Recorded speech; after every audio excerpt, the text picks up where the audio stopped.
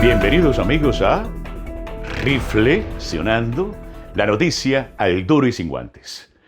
Esta es la segunda parte de la serie titulada ¿A dónde va a parar el dinero del turismo en Cuba? En la pasada edición había dicho que más de 8.930 habitaciones de las casi 78.000 que tiene Cuba se quedarán vacías en este 2022. En ellas, dice el economista cubano Pedro Monreal, se invirtieron unos 1.473 millones de dólares sin que por el momento se haya revelado el origen de esta inversión. Ahí está el gato encerrado. Pero antes de profundizar más en ese apartado y para entender mejor el meollo de la cuestión, vamos primero a ver el desbalance de la distribución sectorial de las inversiones en Cuba en 2020. Y en 2020, porque es el año sobre el cual dispongo de información. Ese año, recordemos que fue el año del apogeo de la pandemia, el gobierno cubano decidió dedicar al turismo el 45,6% de la inversión total, muy por encima de sectores claves como educación, salud pública y asistencia social, indicaron, o esto según cifras de la Oficina Nacional de Estadísticas e Información, ONEI, de Cuba. De este total, los porcientos menores fueron para los sectores de educación, apenas 57,6 millones de pesos, cultura y deportes, 66,7 millones de pesos, y salud pública y asistencia social, 84,5 millones de pesos.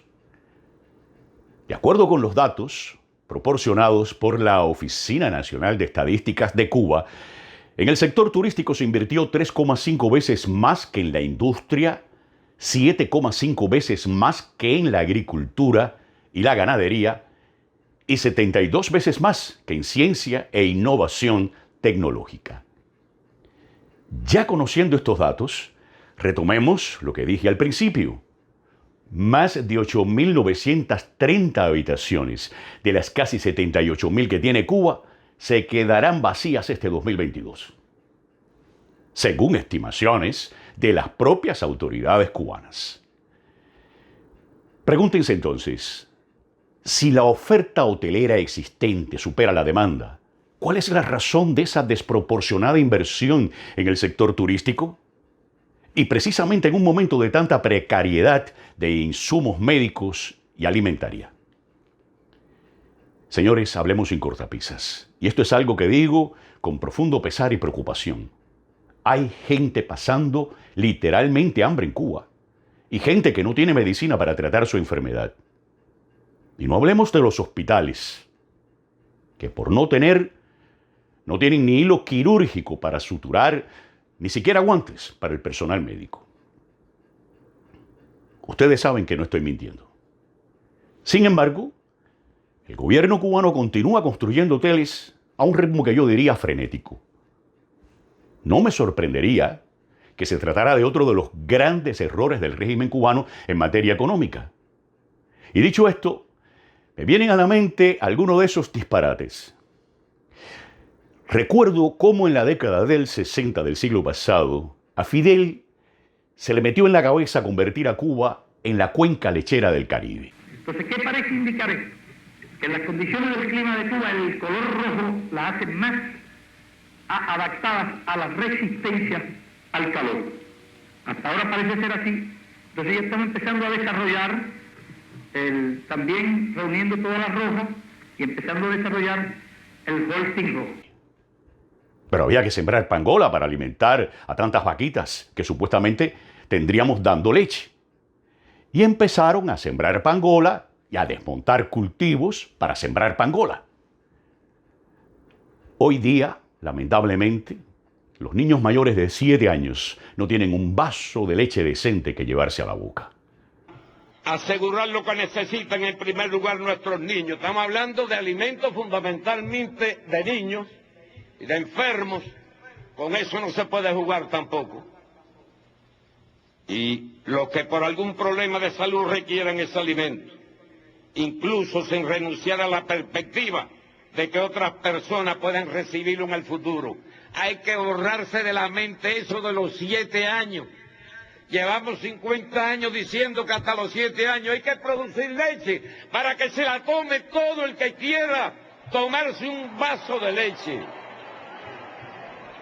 Y hay tierra para producirlo aquí. Poco después se le ocurrió al máximo líder convertir a Cuba en el primer exportador de café del mundo, por encima hasta de Brasil, y a desmontar cultivos otra vez, hasta de frutales. Yo fui testigo. Para sembrar café caturra a pleno sol, porque supuestamente el café caturra se podía sembrar a pleno sol. Cualquier campesino sabe que el café es un arbusto que se siembra a la sombra porque de otro modo se muere, como efectivamente ocurrió. Ustedes no tienen idea de la cantidad de café que sembré yo en las inmediaciones de Santiago de Cuba, a pleno sol. Un año después, no quedaba ni un solo arbustico de café caturra donde se sembró.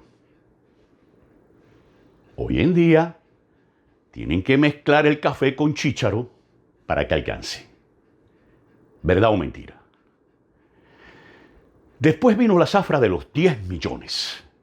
El año del esfuerzo decisivo. Y eso acabó lo que quedaba.